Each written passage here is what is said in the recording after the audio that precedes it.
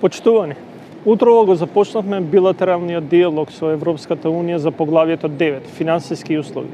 Ова е едно од 9 поглавија од вториот кластер, чија координација според националната преговарачка структура се води од мојот кабинет или кабинетот на заменик-председателот на владата задолжен за економски прашања.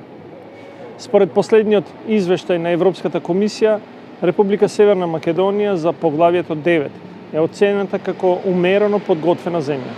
Според препораките на извештајот, работиме на нивно спроведување, а од ова поглавје посебен акцент ставаме на носење на закон за решавање банки, кој е во процедура и треба да се донесе во текот на оваа година, со кој ќе се воспостави и регулаторно тело кој ќе биде надлежно за контрола по овој закон.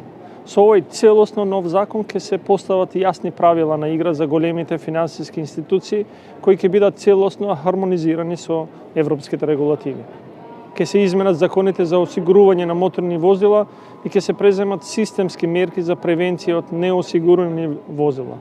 Оваа регулатива ќе допринесе сите моторни возила во државата да бидат осигурани според веќе постоечките регулативи и практики на Европската Унија. Оваа година работиме и на подигнување на правата на потрошувачите, особено корисниците на финансиски услуги, и истовремено поставување на финансиски омбудсман правобранител.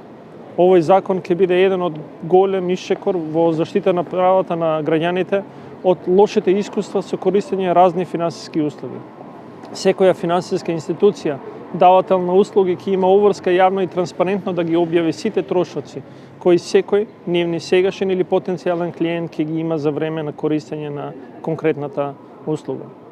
Евроинтегративниот процес и усогласувањето со европските регулативи, како и изголемувањето на конкурентноста на домашната економија со цел целосна интеграција кон единствениот европски пазар, се приоритет и цел која од нас зависи за да ја оствариме според планот до 2030 година.